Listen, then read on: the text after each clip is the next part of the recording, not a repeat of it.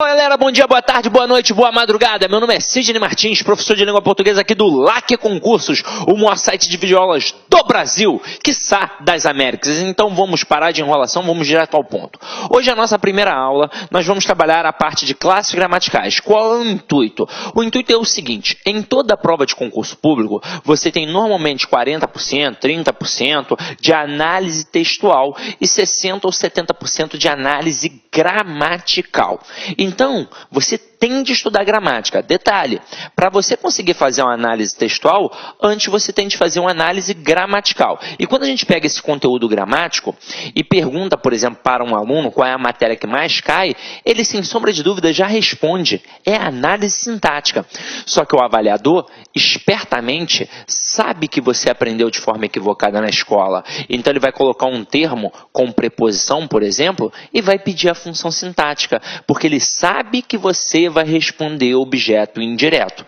Mas, na verdade, a análise nunca foi sintática, ela sempre foi morfossintática. Então, eu primeiro tenho de ver a quem aquele termo está ligado morfologicamente, a quem ele está ligado gramaticalmente, para aí sim poder classificar sintaticamente. Tanto é que um termo com preposição sempre tem, dentre as opções, objeto indireto e complemento nominal. Por quê? Porque o objeto indireto sempre tem preposição, assim como o complemento nominal também sempre tem preposição. Mas se o aluno se ligar que o objeto indireto está ligado a um verbo, e detalhe, não é qualquer verbo, é um verbo transitivo indireto, e o complemento nominal está ligado a um nome, não já facilitou a vida? Já, não já?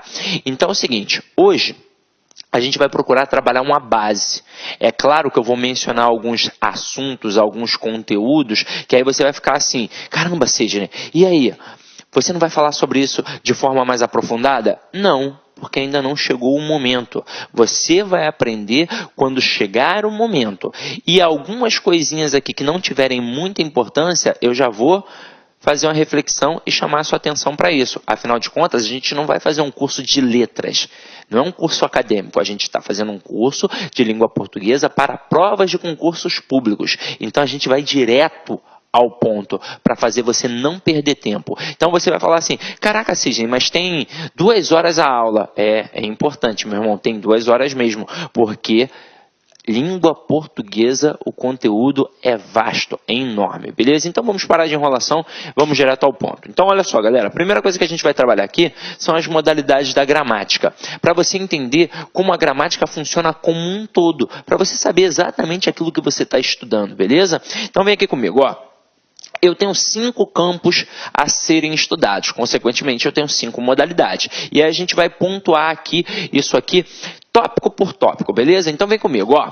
Primeira coisa, quando eu falo em som na língua portuguesa, qual é a primeira palavrinha que vem à mente de vocês? Sem sombra de dúvidas, muita gente deve ter pensado agora, música, né, Sidney? Não, quando eu falo em som, a primeira palavrinha que vem é fonema. O que é um fonema? É a representação sonora de uma letra. Então tem a letra ali, a representação gráfica. O som que ela propicia é o fonema. E para estudar isso daqui, nós temos a fonética.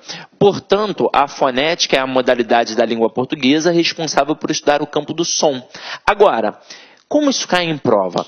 Em 2 pegadas. Uma, basicamente, cai direto, a acentuação gráfica, que a gente estuda numa outra aula, de forma bem direcionada. Agora, ele também pode te cobrar colocando uma palavra e perguntar o número de letras e fonemas, respectivamente, que tem naquela palavra. Normalmente, ele não coloca uma palavra que tenha o mesmo número de letras e fonemas. Por exemplo, a palavra árvore, ela tem 6 letras e 6 fonemas, porque cada letra ali tem apenas o mesmo som. Então, mesmo número de letras e fonemas, respectivamente. Agora, ele gosta de colocar palavras como carro e táxi. E aí você vai perceber que o número de letras e fonemas são diferentes. É importante, primeiro de tudo, já ter atenção, contar, fazer a contabilidade de forma correta. A palavra carro, ela tem 5 letras, ó, só contar 1, 2, 3, 4, 5. Por incrível que pareça, só de fazer isso, você já elimina algumas alternativas, porque o avaliador ele testa a tua atenção, ele coloca lá 6 letras, 4 letras, só ao fazer isso você já eliminou. Agora, Número de fonemas. Vamos ver. Eu falo carorô? Não, eu falo carro. Então, esses dois R's aqui possuem o som de um R forte. Quando isso acontece na língua portuguesa, a gente chama esse processo de dígrafo. Ou seja, quando eu tenho dois elementos, duas letras, com apenas um som. Então, eu chamo de dígrafo. Então, aqui eu tenho 5 letras e 4 fonemas, porque eu tenho 4 sons. Agora, a palavra táxi. Eu tenho 4 letras, é só contar. Mas será que eu tenho 4 fonemas? Não, eu não falo táxi, eu falo táxi. Então, o X aqui tem som de KS. Ou seja, uma letra tem 2 sons. Quando uma letra tem 2 sons, eu chamo de dífono. Olha que parada interessante. O dígrafo, 2 letras, 1 som. O dífono, uma letra, 2 sons. Então aqui, ó, eu tenho 5 fonemas. Agora, sejamos sinceros, isso é super tranquilo, não é? É só prestar atenção. Agora, para poder dificultar um pouco mais no assunto da fonética, o camarada vai cobrar acentuação gráfica. Mas aí a gente trabalha isso numa aula específica, de forma bem tranquila, direcionando para você não dar mole, beleza? Agora, vamos continuar a nossa pegada aqui. Agora a gente vai para um cara sinistro, ó. A gente vai para a forma. Se ao falar em som eu pensei em fonema, ao falar de forma eu penso em morfema. E aí lembra que eu falei que a análise textual começa na análise gramatical?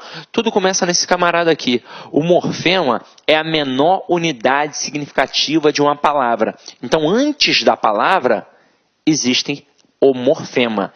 Ou seja, a palavra pode ser dividida em partes menores. E por que eu consigo? Porque cada pedacinho ali é um morfema. Porque cada pedacinho ali atribui uma significação. E ao pensar em morfema, eu penso em morfologia. Aqui está uma matéria importante, né? Uma modalidade. A morfologia, ela é responsável por estudar o campo da forma. E eu falo aqui agora, então, estrutura e formação das palavras e propriamente nas classes gramaticais. Se a matéria que mais cai na prova é análise sintática, eu preciso ver a quem um camarada está ligado gramaticalmente para aí sim poder classificar. Eu ouso dizer que se você não sabe morfologia, se você não sabe identificar uma classe gramatical, você não sabe nada em língua portuguesa. Agora, a nossa aula de hoje, ela é bem magética. Eu não vou fazer como você aprendeu na escola. Eu não vou trabalhar classe por classe. Eu, na verdade, vou pegar todas as classes e vou mostrar como elas se relacionam entre si, para você entender o processo não só morfológico, mas também sintático. Essa relação que elas possuem entre elas, beleza? Então, vamos lá. Então, a próxima é o campo do estilo. E ao falar em estilo, eu penso em estilística. Galera, aqui, ó, a gente não estuda a fundo no concurso público. Assim como, com certeza, você não estudou a fundo na escola. Só estuda estilística a fundo quem faz uma excelente faculdade de letras ou então excelente faculdade de direito na parte da oratória. Porque a estilística é a modalidade que funciona como elo entre a gramática e a literatura. Então, tudo que tem de paralelismo, tudo que tem de figura de linguagem, está aqui. Aí você vai falar assim para mim, ué, então eu já estudei, porque eu já estudei figura de linguagem. Em provas, caem no máximo umas 10. Tem mais de 300 figuras de linguagem. Então, com certeza, você não estudou tudo. Ah, Sidney, mas e aí, como é que fica? O conhecimento básico que a gente precisa daqui, do campo da estilística, a gente joga para cá, ó, para o campo do significado. E isso aqui é importante realmente para a gente. Ó. Quando eu falo em significado, eu penso em ideia, eu penso em sentido. Então, eu vou colocar aqui a palavrinha sema, que me remete à semântica.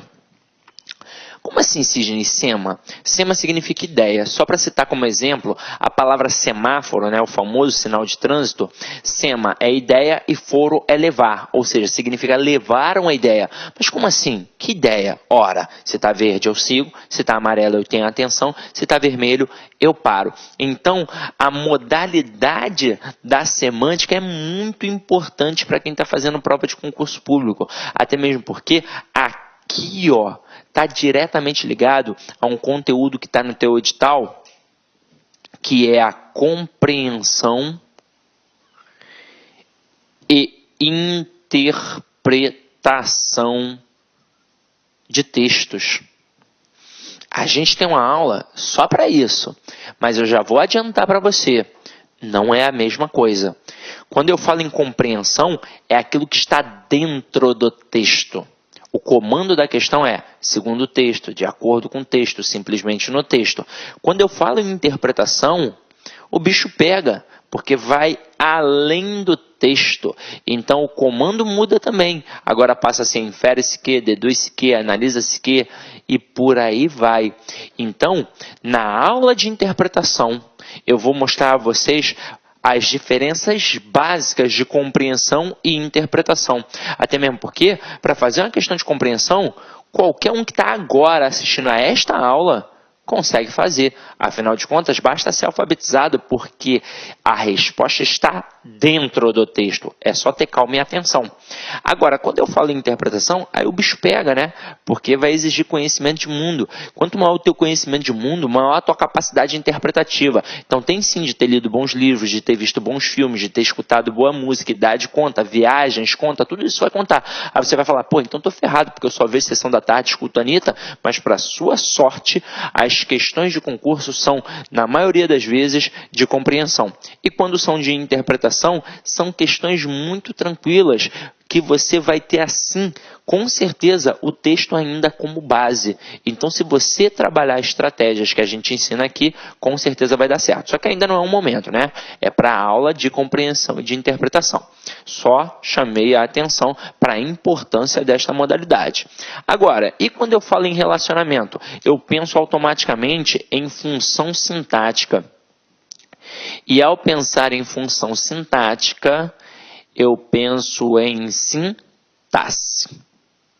E é sintaxe mesmo, tá, galera? Com som de 2 S's, porque é um termo que já existia antes de vir para a gramática. É um termo militarizado. Quem é militar da antiga, com certeza vai lembrar. A sintaxe é a reunião de grupamento. Ou seja, era um momento em que a galera definia quem ia cuidar do material bélico, quem ia cuidar da arrumação, quem ia cuidar da limpeza, quem ia cuidar da cozinha.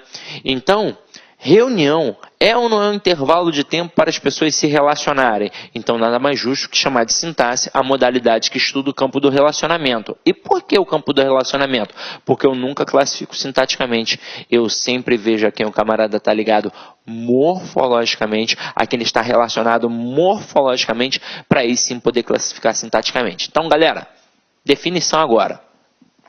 Dessas 5 modalidades, 3 são extremamente importantes para nós. Primeira, morfologia. É a base da gramática. Se eu não sei morfologia, eu não sei nada. Ah, sim, eu pensei que fosse a fonética. Não, não é. A fonética é muito importante quando você é criança, que você ainda precisa saber como pronunciar determinadas palavras. Tanto é que um estrangeiro, quando vem para o Brasil, ele tem de primeiro aprender fonética. Quando você vai aprender uma língua estrangeira, você tem de primeiro aprender fonética. Você não vai trabalhar a gramática da língua. Afinal de contas, se você ainda não sabe a pronúncia, de nada adianta apenas trabalhar a gramática da língua, né? A estrutura morfológica e sintática. Agora, para gente que já sabe pronunciar, o mais importante agora é a morfologia, porque fonética você já sabe. Essa é a verdade. Agora, passada a morfologia, a semântica também é muito importante. Afinal de contas, é a parte primordial da análise textual. E para finalizar aqui, ó, a sintaxe, que no final das contas é a matéria que mais cai na prova do concurso público. Detalhe, porque as 3 são importantes, não só para quem faz concurso público, mas quem estuda a língua portuguesa. As 3 caminham juntas sempre. E o camarada já pode te derrubar numa pegadinha só utilizando isso, ó. Quer ver? Bota uma frase simples, ó. Jocrete quebrou uma mesa. Aí o cara destaca a palavra Jocrete e pergunta qual é a função morfológica. E na letra A, de sacanagem, ele coloca sujeito. Aí o aluno desatento, nesse primeiro momento, vai pensar assim, ué, Foi a Jocrete que quebrou. Então ela praticou a ação, a Jocrete é o sujeito, né, Cisne? Aí vem cá e marca, ó. Agora, ele não perguntou a função sintática, ele perguntou a função morfológica. Então, Jocrete, morfologicamente, é um substantivo. Sintaticamente, é um sujeito. E você tem de prestar atenção nisso. Então, na prova, olha o que o camarada pode trabalhar em relação à função.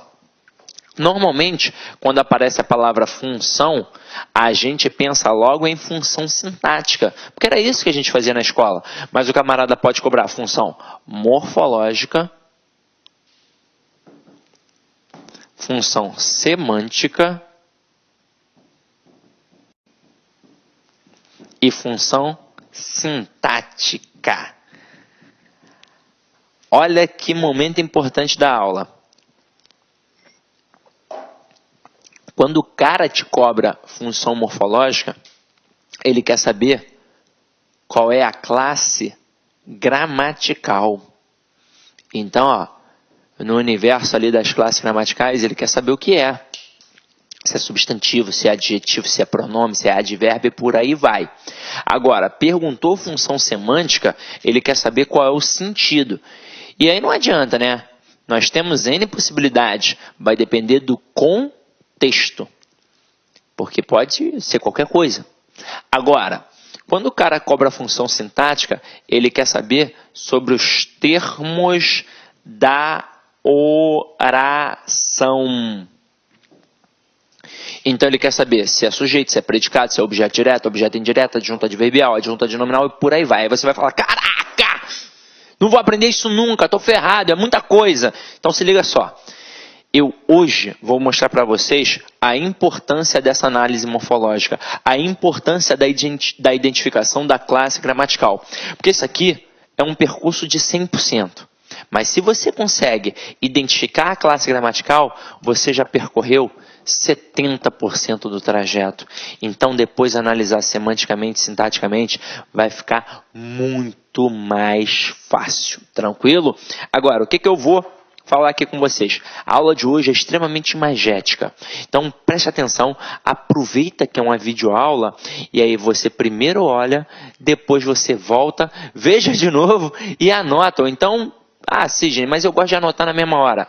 Mas cuidado com isso, para não perder as informações. Ainda bem que não é uma aula presencial, né? Porque na aula presencial, às vezes, você para anotar, perde uma informação importante. Aqui você pode voltar quantas vezes quiser mesmo, né? Então, vamos lá, ó.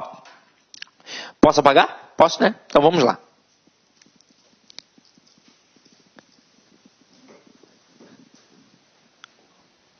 Galera, acompanha aqui comigo, ó. Relação das classes gramaticais. Quando a gente fala em classes gramaticais, nós temos 10 classes gramaticais. Então, nós temos 5 modalidades da gramática e nós temos 10 classes gramaticais. E da mesma forma que eu dividi a gramática em 5 partes, eu também vou dividir a classe gramatical. Só que eu vou dividir em apenas 2 partes. Eu divido nas classes variáveis e nas classes invariáveis. Num primeiro momento, pode não fazer muita diferença assim para você, mas você logo vai descobrir que é muito importante saber identificar se é variável ou invariável. Aí nós temos 6 classes variáveis e 4 classes invariáveis. E nós primeiro vamos estudar a classe variável. Agora, se liga só no que eu estou fazendo aqui.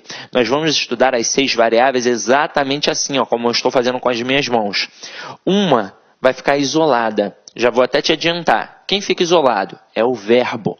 Por que o verbo fica isolado? Porque ele é a classe mais variável de todas. É a classe mais importante. É a classe que manda em tudo. Então ela é difícil. Tem de ser estudada sozinha. Por isso ela fica isolada. Agora as outras 5, elas trabalham num processo conjunto. Uma vai ficar aqui no meio mandando e as outras 4 na sua periferia, só obedecendo. Então vamos primeiro começar com essas 5 aqui. Então venha comigo, ó, presta atenção. Eu já dividi as 5. Eu só vou mostrar como elas se relacionam entre elas. Então olha aqui. A primeira classe que a gente vai olhar é o substantivo, que é a classe responsável pelo nome. Como assim?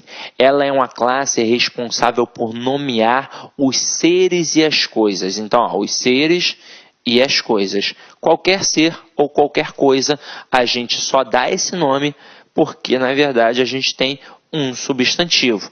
Agora, mais importante do que nomear os seres e as coisas, para a prova do concurso público, o substantivo é sempre um termo determinado. E o que significa dizer que um termo é determinado? Significa dizer que ele é sempre núcleo. Então, o substantivo é núcleo de qualquer estrutura nominal. E aí se liga só nessa. Esse quadrinho aqui que eu vou mostrar para vocês agora é a base para você entender futuramente aulas de concordância verbal e de concordância nominal. Afinal de contas, na escola, você aprendeu, por exemplo, falando da concordância verbal, que é a relação entre o verbo e o sujeito. E aí o avaliador já se aproveita, né? Já derruba o candidato, porque ele coloca uma frase grande demais, várias palavras dentro do sujeito, várias palavras no plural e deixa o verbo no plural. E aí você não vai estranhar, vai achar que está certo. Mas, na verdade, o verbo não concorda com o sujeito como um todo. Ele concorda apenas com o núcleo do sujeito. E quem sempre vai ser o núcleo do sujeito? O substantivo sem preposição. Então, por mais que tenhamos várias palavras no plural, se o núcleo estiver no singular, o verbo tem de ficar no singular. Então, olha a importância. E o substantivo, ele não é só o núcleo do sujeito. Ele é, na verdade, o núcleo de qualquer estrutura nominal. Ele é o núcleo do sujeito, do objeto direto, do objeto indireto, do complemento nominal, do aposto e por aí vai. Agora, entender isso aqui vai fazer você também entender a concordância nominal. A concordância nominal está lá na gramática, ó. É a relação entre o nome e os seus determinantes. Então, ora, se o substantivo é o determinado, quem o acompanha é determinante. Então, ele manda e o resto obedece. O que isso significa? Se ele está no singular, o resto fica no singular. Se ele está no plural, o resto fica no plural. Se ele está no masculino, o resto fica no masculino. Se ele está no feminino, o resto fica no feminino. E por aí vai. Entendeu? Agora, vamos continuar nossa pegada. Quem é que trabalha em prol da ordem, da quantidade, da fração e por aí vai? Quem é que indica tudo isso?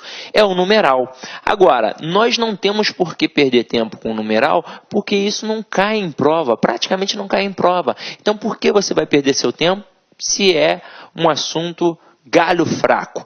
Então, não tem porquê. Então, deixa o numeral para lá. Agora vem aqui comigo. Adjetivo. Adjetivo é importante. O adjetivo, ele indica semanticamente a característica.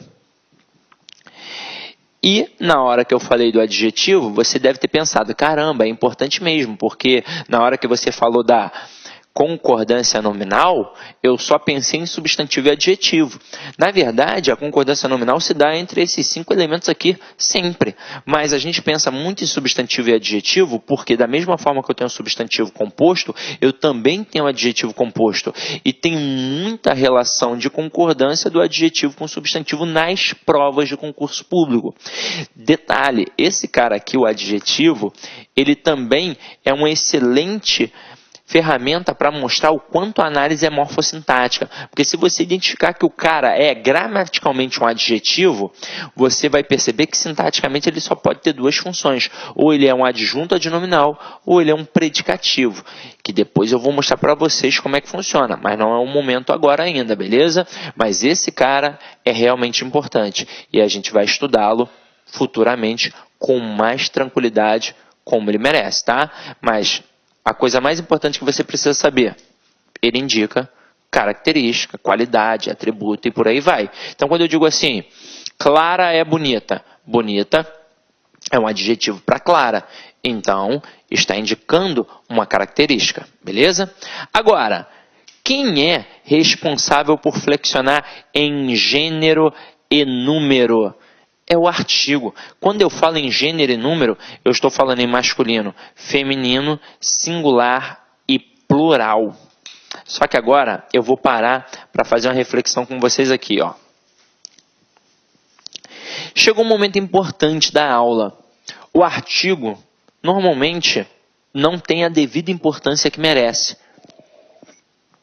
Só que eu vou te dar essa importância agora, ó.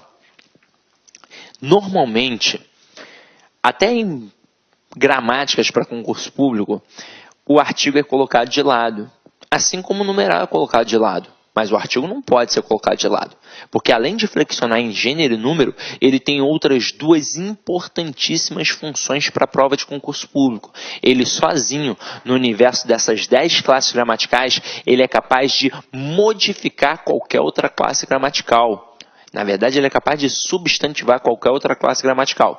E ele sozinho é capaz de me mostrar se um elemento é conhecido ou desconhecido no universo do texto. Então, ele já entra na seara da interpretação. Então, vem aqui comigo para ver como é que funciona. Primeira coisa, ó, artigo.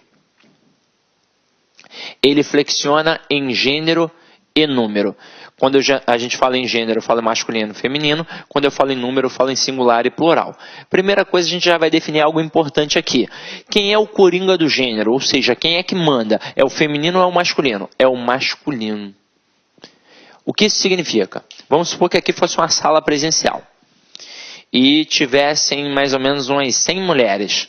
Apenas. Eu diria bom dia, boa tarde, boa noite. Alunas. Agora, se fossem 99 mulheres e um homem, eu diria bom dia, boa tarde, boa noite, alunos. Por quê? Porque basta um elemento masculino para mandar na estrutura da concordância aí. Ah, mas isso é injusto, isso é machismo? Não, isso é na língua, né, gente? Pô, na vida, a mulherada já manda, né, em casa, então, poxa, na língua portuguesa é o masculino. Agora, qual é o coringa do número? É o singular. Sabe o que significa? Quando eu ficar na dúvida se um termo é variável ou invariável, é só pensar nisso. Se a palavra só pode ficar no masculino e só pode ficar no singular, significa que ela é invariável. Agora, a partir do momento que eu posso jogá-la para o feminino, ou então que eu possa jogá-la para o plural, eu já modifiquei. Então, eu tenho a classe variável, ok? Agora, vamos definir outra coisa. Quando eu falo em artigo, ele tem uma classificação, que são só duas etapas. Eu tenho o artigo definido e eu tenho o artigo indefinido. Como isso funciona? O artigo definido, você pode até anotar aí agora, ó. Ele serve para falar de pessoa ou coisa conhecida no universo do texto. Então, o elemento conhecido. E o artigo indefinido, ele serve para falar de pessoa ou coisa desconhecida no universo do texto. Então, aqui, ó, desconhecido. Vamos entender como é que isso funciona na prática. Então, imagina o seguinte. Imagina que esse cara aqui é o Joanildo. E ele vai entrar pela primeira vez no universo do texto. Se ele vai entrar pela primeira vez no universo do texto, ele é um elemento desconhecido. Então, eu vou falar assim, ó. Eu tenho um aluno que está de blusa preta. Beleza? Então, como entrou pela primeira vez, eu usei um artigo indefinido. Agora, a partir do momento que ele aparecer pela segunda vez, ele já passa a ser o quê? Conhecido. Então, agora o Joanildo vai aparecer pela segunda vez. Então, eu digo assim, ó. O aluno que está de blusa preta está de calça jeans também. Então, primeira vez que apareceu, eu usei um artigo indefinido. Segunda vez, eu já usei um artigo definido. Então, a gente já mostra aqui agora que o artigo definido é quem? O, a, os, as. E os artigos indefinidos? Um, uma, uns, umas.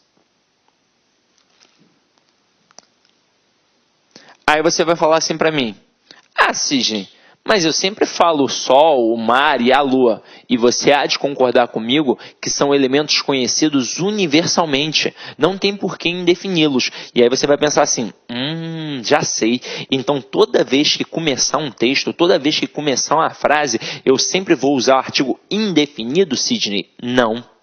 Vai depender da intencionalidade discursiva.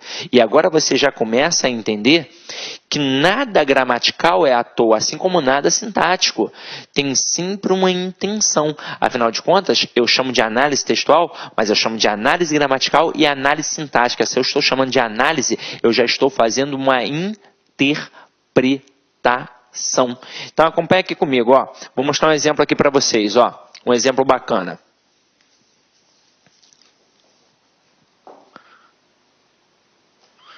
olha aqui essas duas frases, ó. Um guarda multou a Tadolfa e na outra o guarda multou a Tadolfa. Quais são os elementos de fala? Quais são os elementos de comunicação? São vários, né? Mas normalmente, aliás sempre, eu obrigatoriamente tenho dois elementos. Em todo ato de fala, em todo ato de comunicação, eu sempre preciso da pessoa que fala e da pessoa que ouve. Então sempre vai ter o emissor e o receptor. Ah, Sidney, se eu estiver falando sozinho? Nesse momento, esta pessoa fará os dois papéis, o de emissor e o de receptor. Mas vamos supor agora que eu esteja conversando com você que está em casa. Eu serei o emissor e você será o interlocutor ou o receptor. Aí eu digo a primeira frase, ó. Um guarda multou a Tadolfa.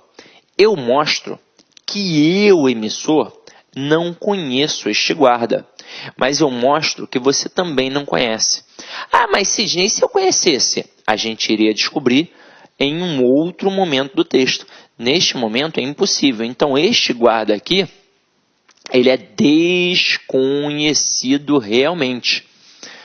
Agora, e se eu chegar e falar o guarda multou a Tadolfa? Eu mostro que eu, emissor, conheço e mostro que você, receptor, interlocutor, também conhece. Porque se você não conhecesse, o ato de comunicação não seria plenamente satisfatório. Então você ia falar assim, ué, que guarda?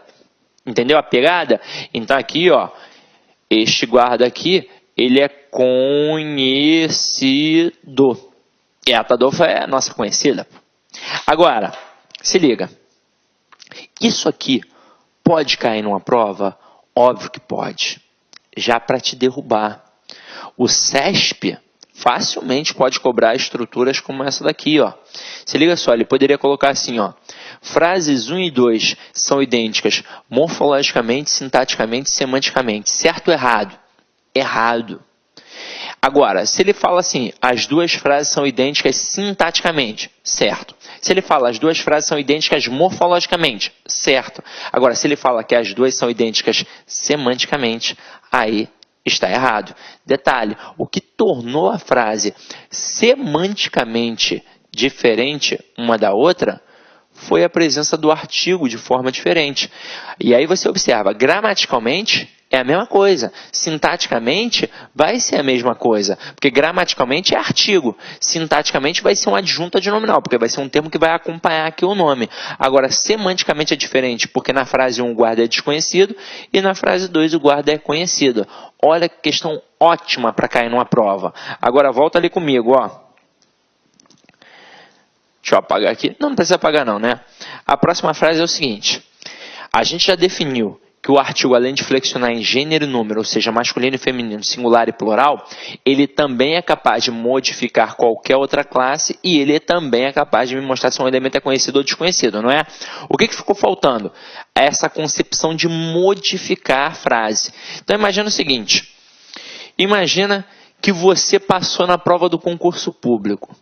E aí, a primeira pessoa que viu a sua aprovação foi o seu companheiro ou a sua companheira. E aí liga para você. Imagina você que está em casa, né? Rapaz, né? Normalmente o homem fica muito feliz assim quando passa numa prova. A esposa dele também fica muito feliz porque vai melhorar socialmente, vai ter uma estabilidade. Aí você passa na prova. E quem vai olhar primeiro lá no jornal? Sua esposa. A sua esposa olha e fala assim, caraca, na mesma hora, liga para você, amor, corre para casa agora, você passou em primeiro lugar na prova da Polícia Federal, passou em primeiro lugar na prova do TRT, do TRE, não sei o que, né? Esse tipo de coisa, né? Porque quem estuda para concurso cai para dentro, né? Aí você vai para casa. Quando você chega à sua casa e abre a porta, tudo escuro e várias velas acesas, e não um despacho de macumba. Não é. Várias velas acesas e pétalas de rosas pelo chão. Com a intenção de deixar o clima romântico. Aí você olha para a porta da cozinha, quem está lá? Sua esposa, com a camisola de seda transparente, uma taça de martini na mão. Ela olha para você e fala assim, amor, o jantar está na mesa. E aí nesse momento... É claro que para ser um sucesso o jantar, entrada ovo de codorna e amendoim, prato principal ostras e para beber um vinho catuaba, né? Que é para não dar caô. Agora, se liga só, na prova, O cara vai botar uma frase como essa aqui e ele vai destacar a palavra jantar. E ele já vai jogar com a relação da classe gramatical. Ele vai dizer para você que esta palavra é um verbo. Ele está testando a tua atenção. Sabe por quê? Porque na escola a gente aprendeu a identificar um verbo como. É aquele camarada que eu posso conjugar. Eu janto, tu jantas, ele janta, nós jantamos, vós jantais, ele janta. Então, caramba, é verbo. Mas aqui é um verbo? Não, aqui não é um verbo. Olha o que apareceu antes da palavra jantar. Apareceu um artigo.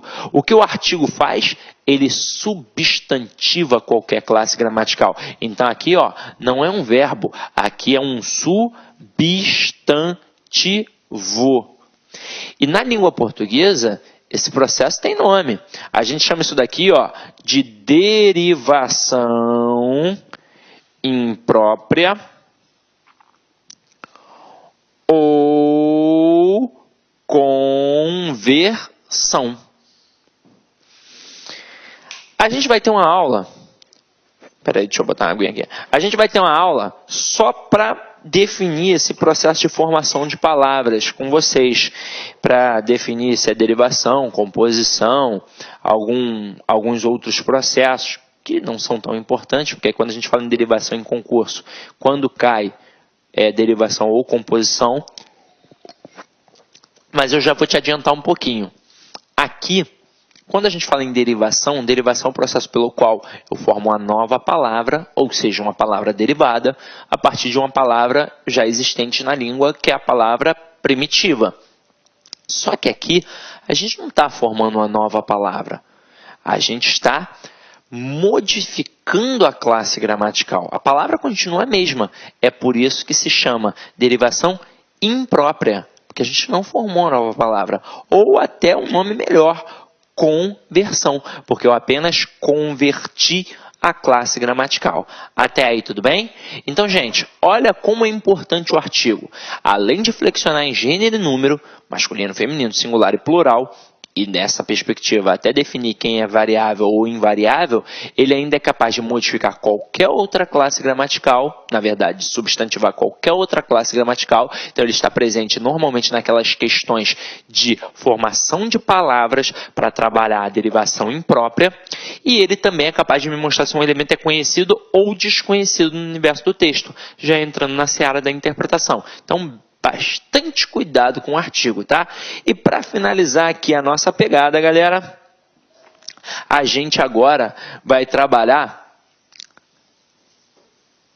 o pronome. Tá vendo aqui o pronomezinho? Quando eu estou na turma presencial, eu falo assim, ó, galera, quem é o cara que trabalha em prol do nome? Aí todo mundo, pronome. Porque na verdade, ele trabalha realmente pro nome. O pronome, ele sempre trabalha para o nome, que é o substantivo. Então, isso significa que ele sempre vai ou acompanhar o nome ou substituir o nome. Tanto é que ele é uma excelente ferramenta nas questões de coesão textual. Porque ele é uma excelente ferramenta na produção do texto para evitar repetições. Lá no futuro, você vai aprender sobre coesão referencial. É quando eu pego um termo e faço referência a outro no intuito de evitar repetição. Até mesmo porque se eu falo, eu posso várias vezes repetir a mesma palavra, ninguém vai estranhar. Agora, na escrita, se eu repetir a mesma palavra o tempo todo, eu demonstro pobreza de vocabulário. Então, basicamente, a gente utiliza o pronome para evitar a repetição do substantivo. Só que é o seguinte, a gente tem de definir uma estrutura básica aqui, ó. Se liga só. Primeira coisa que eu tenho de definir é que este pronome, já que ele trabalha para o nome sempre, portanto, ele vai ou acompanhar o nome ou substituir o nome, ele tem uma classificação primária. Então, eu tenho o pronome que serve para acompanhar e eu tenho o pronome que serve para substituir. O pronome que serve para acompanhar, ele se chama pronome adjetivo. E o pronome que serve para substituir, ele se chama pronome substantivo. Então, aqueles 6 pronomes que você aprende na escola, pronome relativo, pronome pessoal, pronome indefinido, pronome demonstrativo, por aí vai, eles, antes de receberem aquela classificação, eles têm uma outra, que é uma classificação primária. Portanto, ou eu chamo de pronome adjetivo, ou eu chamo de pronome substantivo. Isso significa que todos os pronomes, antes de receberem a classificação que normalmente a gente aprende na escola, eles ou são adjetivos ou são substantivos. Vou mostrar para vocês como é que isso funciona na prática. Ó, se liga só aqui. Ó. Olha essa primeira frase. Meu aluno é esperto. Quem é o sujeito? Como eu descubro quem é o sujeito sempre? Eu sempre procuro pelo verbo primeiro e pergunto a ele quem é o sujeito. Sempre quem ou que. Então, quem é esperto? Meu aluno. Então, a gente definiu aqui quem é o sujeito. Agora, quem é o núcleo do sujeito? É sempre o substantivo sem preposição. O núcleo aqui é a palavra aluno. Tanto é que é o núcleo que concorda com o verbo. Como o núcleo está no singular, o verbo fica no singular. Se o núcleo estivesse no plural, o verbo ficaria no plural. Agora, este meu aqui, ele está acompanhando o nome ou ele está substituindo o nome? Ele está acompanhando o nome. Então, a primeira análise que eu faço é que ele é um pronome adjetivo, para depois aprofundar e dizer que é um pronome possessivo, porque notoriamente indica o quê? Posse. Com uma frase como esta, o avaliador já poderia derrubar meio mundo numa prova. Ele poderia colocar, meu aluno é esperto, destacar a palavra meu e perguntar qual é a classe gramatical ou qual é a função morfológica. Aí, de sacanagem, ele faria assim, ó, letra A, substantivo, letra B, advérbio, letra C, pronome relativo, letra D, pronome adjetivo. Aí você ia falar, caramba, questão anulada, porque você foi procurar quem? Você foi procurar logo pelo pronome possessivo. Não achou, então questão anulada. Só que não é. Ali tem resposta. O gabarito é letra D. É pronome adjetivo.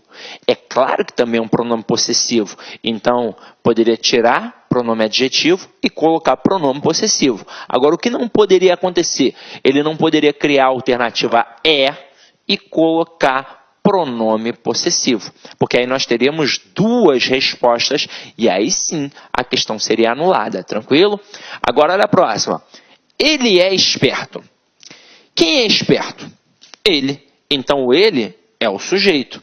Agora, qual é o núcleo do sujeito? O próprio ele. E aí, repara, o pronome agora ele não mais acompanha o nome, ele substituiu o nome. Então, eu chamo de pronome substantivo, para depois aprofundar a análise e falar que ele é um pronome pessoal do caso reto. Agora, olha que parada interessante que a gente aprendeu aqui agora. Não é só o substantivo que funciona como núcleo da estrutura nominal, como núcleo do sujeito, como núcleo do objeto direto. Não é só o substantivo. É o substantivo ou qualquer termo com função de substantivo. Normalmente, nas provas, ou é o substantivo ou é o pronome. Beleza? Tranquilo? Então, já definimos aí com tranquilidade, tá?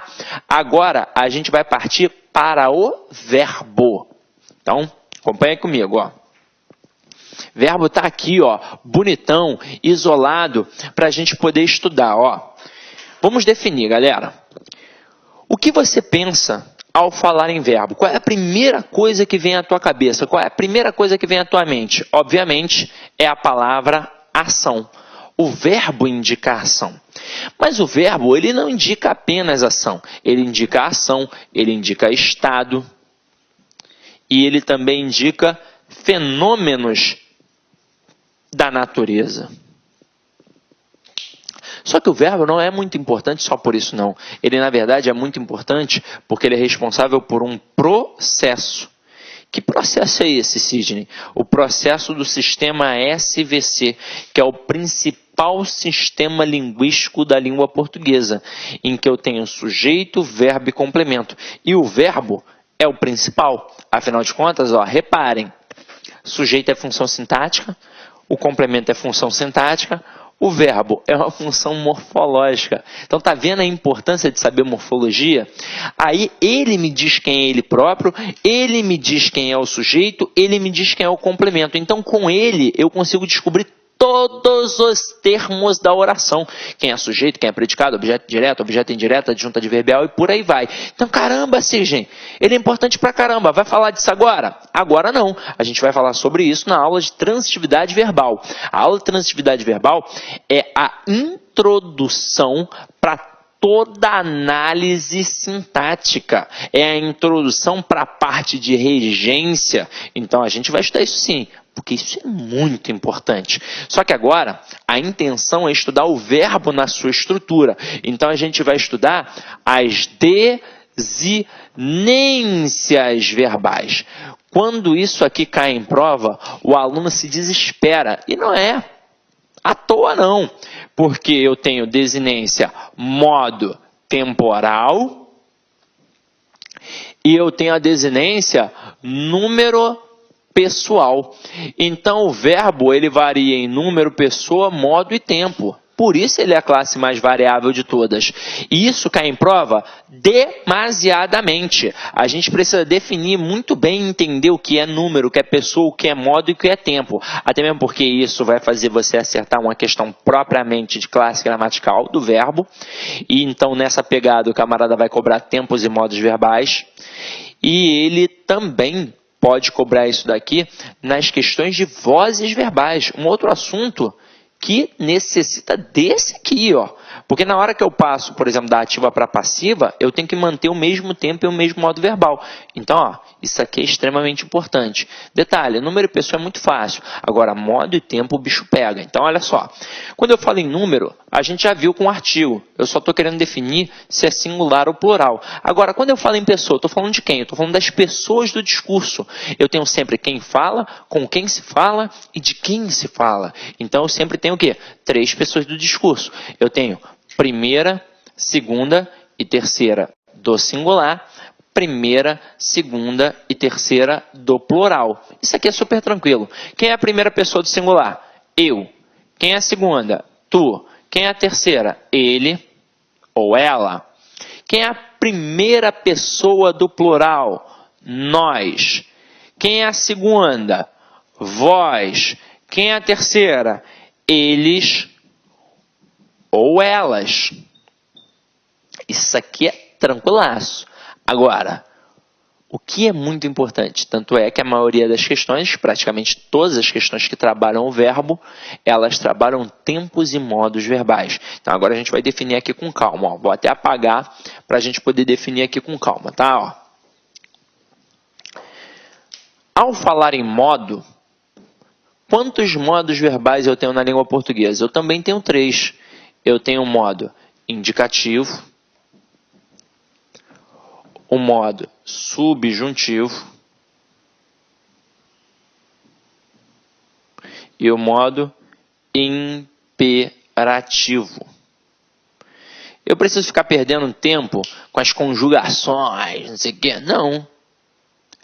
Às vezes é até bom, mas eu preciso, na verdade, saber o conceito dos modos e entender para que serve cada um.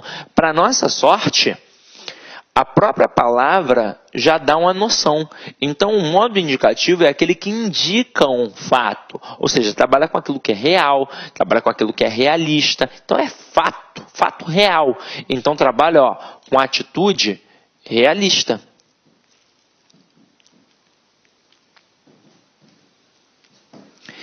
E o modo subjuntivo? Trabalha na contrapartida. Se o indicativo trabalha aquilo que é fato, aquilo que é real, aquilo que é certo, o subjuntivo trabalha aquilo que é incerto, aquilo que é uma possibilidade, aquilo que é uma hipótese. Então, vai trabalhar uma atitude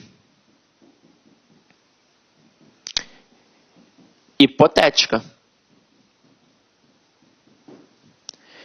E o modo imperativo? O que o imperador faz? Ele manda, ele ordena. Então, trabalha com ordem.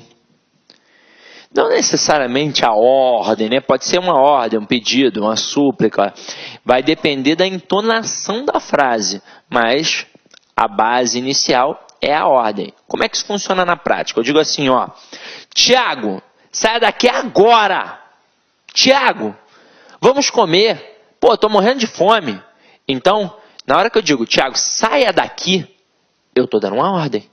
Modo imperativo. Quando eu digo assim, vamos comer porque eu estou morrendo de fome, vamos comer, modo imperativo. Então, estou dando uma ordem, estou fazendo um pedido, estou dando um conselho de repente, modo imperativo.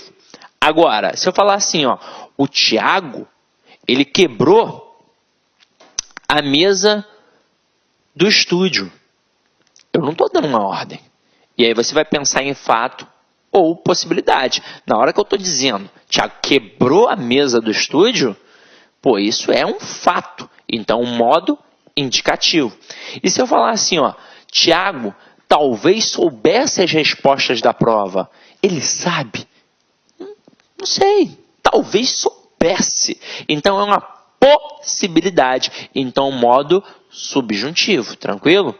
Agora, e quando eu falo em tempo? Esse camarada aqui é o grande carcará do verbo, porque eu tenho o pretérito, o presente e o futuro. É o que vulgarmente a gente chama de passado, presente e futuro. Aí a gente define como pretérito, presente e futuro. Agora, por que é tão difícil o tempo verbal? Já que são 3 apenas, igual ao modo. São 3, mas eles se ramificam. Coisa que não acontece com o modo. Então vem aqui comigo, ó. O presente não se ramifica porque é pontual, está acontecendo. Mas o futuro, eu tenho o futuro do pretérito e eu tenho o futuro do presente. O pretérito, eu tenho o pretérito perfeito, eu tenho o pretérito imperfeito e eu tenho o pretérito mais que perfeito. Sem sombra de dúvidas, quem cai mais na prova é o pretérito. A começar pela maior ramificação. E segundo, normalmente o aluno não aprendeu direito realmente a diferença entre perfeito para imperfeito para mais que perfeito. E é uma diferença muito tranquila. Vamos lá. Quem está assistindo aí já é mãe, com certeza sabe a diferença. Porque o médico falou isso para você quando entregou seu filho em suas mãos. Quando um filho nasce, o médico entrega o filho na mão das mães, ele diz assim, ó, seu filho nasceu perfeito. Isso significa dizer que ele nasceu completo. A palavra perfeito significa completo. Então ele nasceu com olhinho, com boquinha, com bracinho, com perninha. Então é isso que significa. Então o que é um passado completo? O que é um pretérito perfeito? É que já passou e já acabou. Então eu digo assim, ó. O que você fez ontem, Sidney? Ah, ontem eu joguei bola. Joguei bola, é passado, não é passado? E não já acabou? Já acabou. Então, um pretérito perfeito, ou seja, um passado completamente realizado. Agora, o que seria o pretérito imperfeito? Gente, se o perfeito me dá a noção de completude, obviamente o imperfeito não vai dar essa noção de completude, porque olha o in aqui para ser um negativo. Então, ele vai dar uma noção de continuidade. Você me pergunta, Sidney, o que você fazia há uns 15, 16 anos? Ah, eu vou te falar, eu só jogava videogame. E aí pensa comigo, jogava videogame é passado, presente ou futuro? É passado. Mas eu só fiz isso uma vez? Não, eu fiz várias vezes. Eu tinha um hábito, era uma rotina, era um processo contínuo. Então, é um pretérito imperfeito. A desinência modo temporal vá me mostrou que era um pretérito imperfeito. Agora, e o que seria o pretérito mais que perfeito? Ele é mais que completo. Então, a gente chama de passado do passado. Porque é assim que a gente define na gramática. O pretérito mais que perfeito, ele é um tempo verbal no passado, anterior a outro tempo também no passado. Como é que isso funciona na prova? Pode funcionar através de 2 pegadas. Uma questão propriamente de classes gramaticais, propriamente de verbo, ou até mesmo de interpretação. Acompanha aqui comigo, ó. O cara está trabalhando na questão de verbo. ele vai apresentar o pretérito mais que perfeito. Ele vai colocar assim, ó, um pequeno texto entre esposo e esposa. Aí ele bota assim, ó, João sempre tirava os sapatos que sua mulher usara na festa. Então, olha só, tirava e usava. Nesse processo narrativo, o que aconteceu primeiro? Primeiro o João tirou o sapato ou a Maria usou o sapato? Primeiro o João tirou? Não, né? Primeiro a Maria usou, para depois o João tirar. Então este usara é um tempo verbal no passado, anterior a outro tempo também no passado. Por isso que eu chamo de pretérito mais que perfeito. A desinência modo temporal orar me mostrou que era um pretérito mais que perfeito. Agora, o cara poderia trabalhar uma questão de interpretação contando com o teu conhecimento de mundo? Poderia. Ele poderia criar um texto dialogal, ó, entre o Tiago e o Flávio. Aí ele diria assim, ó, por exemplo, Tiago para o Flávio. Ó, Flávio, em 2000, você fazia algum tipo de faculdade? Aí o Flávio responde, ó, Tiago, em 2000 eu fizera a faculdade de Direito. Aí o cara coloca assim, infere-se do texto que Flávio fez mais de uma faculdade. Certo ou errado? Certo. Afinal de contas, se o Flávio tivesse feito apenas a faculdade de Direito, ele responderia assim para o Tiago, ó, Tiago, em 2000 eu fiz a faculdade de Direito. Pronto, acabou. Ele fez aquela. Agora, na hora que ele responde que fizera a faculdade de Direito, ele mostra que teve a de Direito e que depois houve outra. Ou até mesmo outras, que não importa saber. Basta eu ficar ligado que aquilo dali é um tempo verbal no passado, anterior a outro tempo também no passado. Então, sim, o Flávio fez mais de uma faculdade. Não importa se foram 2, 3, 4, sei lá. Beleza? Tranquilo ou não tranquilo? Então, olha como é que esse camarada aqui é importante. Aí, agora o que a gente vai fazer? A gente vai trabalhar na prática, principalmente para você que está muito tempo afastado. Então, acompanha aqui comigo, ó. Vou colocar um verbo aqui e a gente vai analisar, ó.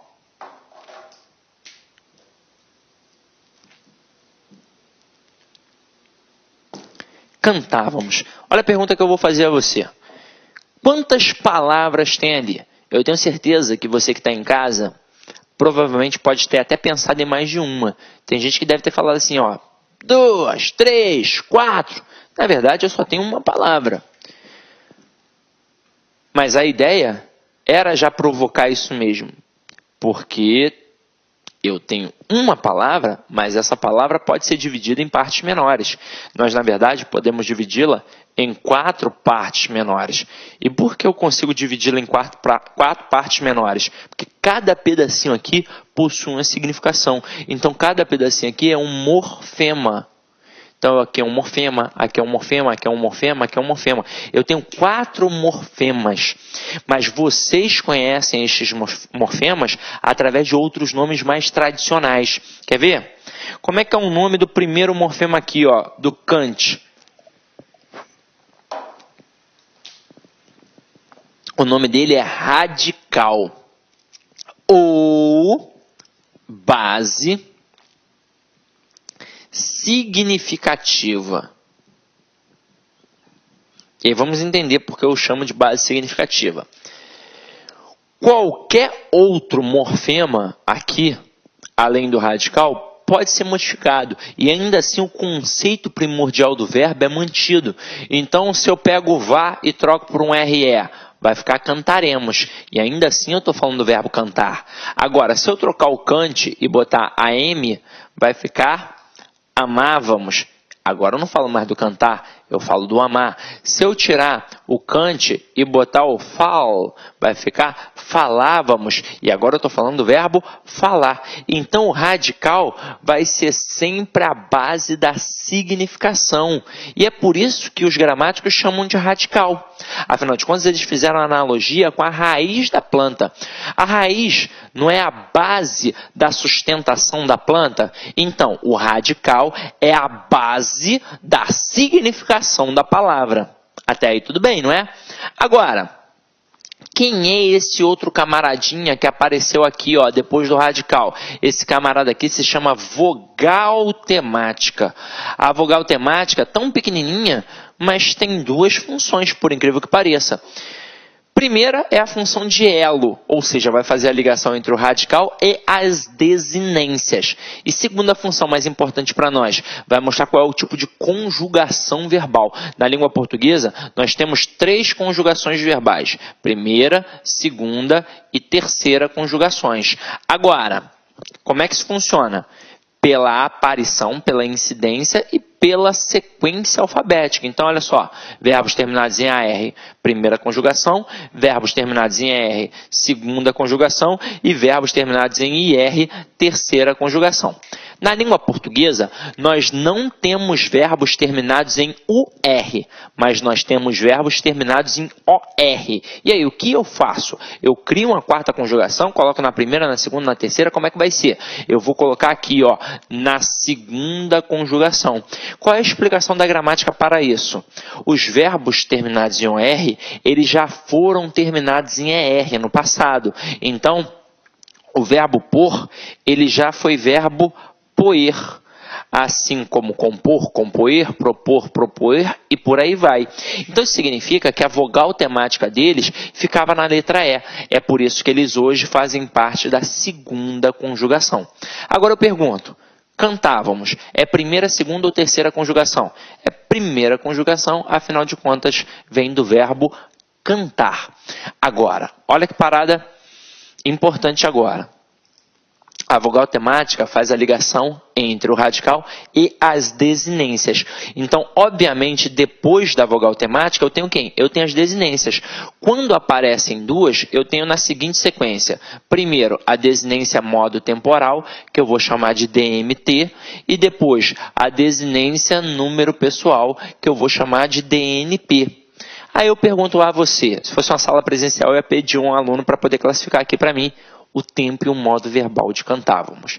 Tem macete? Tem macete, é gravar as desinências que tem lá nos quadrinhos, nas gramáticas, mas o melhor é entender. Entender é interpretar, porque assim você nunca vai depender de um quadrinho de gramática, nunca vai depender de um macetinho, você vai entender. Então, por exemplo, quando você olha para cantávamos, você só tem a dificuldade em classificar porque você está olhando para a palavra isolada. E na língua portuguesa tudo depende de contexto. E dá ou não dá para pegar esta palavra e empregá-la dentro de um pequeno texto? Óbvio que dá. Dá para eu dizer assim, ó, Tiago, Flávio e eu cantávamos no coral da igreja. E aí pega comigo agora. Vamos pensar no modo. Quando eu digo Tiago, Flávio e eu cantávamos no coral da igreja, isto é uma ordem? É um fato? Ou é uma possibilidade? Isso é um fato. Então, é um modo indicativo. Agora vamos pensar no tempo. Quando eu digo Flávio, Tiago e eu cantávamos no coral da igreja, isso é passado, presente ou futuro? Isso é passado. Agora, a gente só fez isso uma vez? Não, nós fizemos várias vezes. Era um hábito, era uma rotina. Então eu tenho aqui um pretérito imperfeito do indicativo.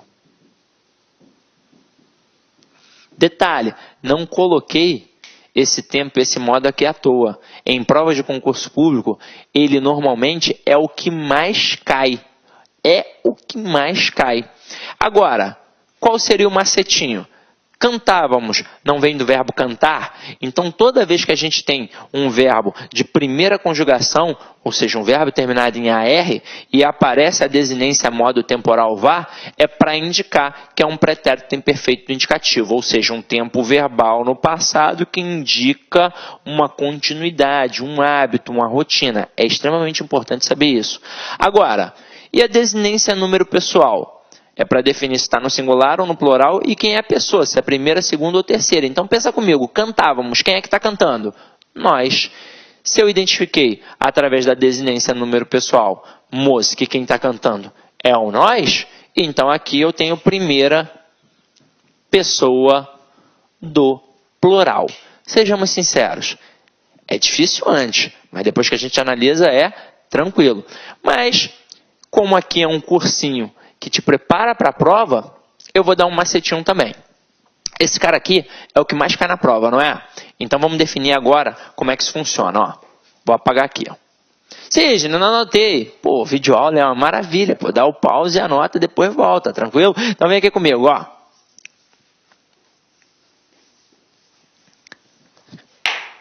Bota aqui, ó. Pretérito imperfeito do indicativo. Aí olha só nisso. Primeira conjugação, segunda conjugação, terceira conjugação, só que eu não vou ter só 3 situações. Eu vou ter uma quarta situação e uma quinta situação. Então, aqui na primeira conjugação, obviamente, verbos terminados em AR. Segunda, verbos terminados em ER. Terceira, verbos terminados em IR. Só que reparem, eu já não botei o OR ali, porque eu vou criar uma quarta situação para ele. Ó. Verbos por, ter e vir numa quarta situação. Aí detalhe, você vai reparar, mas o ter seria a segunda e o vir seria a terceira. Por que a gente está criando esta quarta situação? Porque aqui eu estou colocando os verbos que são irregulares. Então vai ter uma pegada diferente. E se eu criar uma quarta situação para os verbos irregulares, eu vou ter de criar uma quinta para o verbo mais irregular de todos, que é o verbo ser. Então, por exemplo, quando alguém fala assim contigo, caramba, você tem que estudar verbos irregulares, porque para essa banca eles cobram verbos irregulares. Pô, estuda isso aqui só. Porque aqui tem os verbos irregulares. Obviamente, os derivados deles também vão ser na mesma pegada. Agora, como é que vai funcionar a desinência modo temporal para a gente definir se é um pretérito imperfeito do indicativo através dessa jogada aqui? Ou seja, se é um tempo verbal no passado que indica um processo de continuidade. Simples. Verbos terminados em AR, desinência modo temporal vá, ó. Jogar, jogava. Cantar, cantava. Falar, falava. Então, me dá a noção de continuidade. Verbos terminados em ER. Vai ser a desinência modo temporal ia. Então, ó, vender, vendia. Correr, corria. Noção de continuidade. Terceira conjugação. Vai imitar a segunda, ó. Vai ser a ia. Sorrir, sorria. Partir, partia. Olha só esse exemplo. Jesus partia o pão entre seus discípulos. Ele fez isso uma vez? Não, ele fez várias vezes. Então, um processo de continuidade. Agora, olha só essa daqui que interessante. Ó. Verbos por, ter e vir, desinência NHA. Como é que funciona? Vir, vinha, ter, tinha, por, punha. O problema é que no dia a dia a gente não sabe como fala, né? A gente fala assim, eu botava, e por aí vai, né? Mas é vir, vinha, ter, tinha, por, punha. E para finalizar, ó, verbo ser, desinência modo temporal, era. Isso aqui vai te auxiliar? Vai pra caramba em 2 tipos de questões. Questão propriamente de verbo e questão de vozes verbais. Porque na hora que o camarada coloca uma frase, tipo, Tiago, Pedro e eu cantávamos no coral da igreja. Ele destaca o cantávamos e pede para você classificar dentre as opções abaixo aquela que tenha um verbo com o mesmo tempo e o mesmo modo verbal do destacado acima. Caramba, é um pretérito imperfeito indicativo. Então você vai procurar dentre as opções abaixo aquele verbo que tenha vá, ia, NHA ou era. E você vai matar. Muitas questões de vozes verbais, se você souber apenas isso, você já mata de cara. Então isso aqui é muito importante, tá? Então, galera, para não ficar puxado, a gente vai dividir a aula em 2 etapas, tá? Na primeira etapa, a gente estudou as classes variáveis. Na segunda etapa, a gente vai estudar as classes invariáveis, que são extremamente importantes nas provas de concurso público. Então, a gente vai dar uma parada agora. Você vai tomar uma água, um café, sei lá, comer alguma coisa. Depois você vai voltar e a gente dá continuidade. Tranquilo? Então, até daqui a pouco. Clique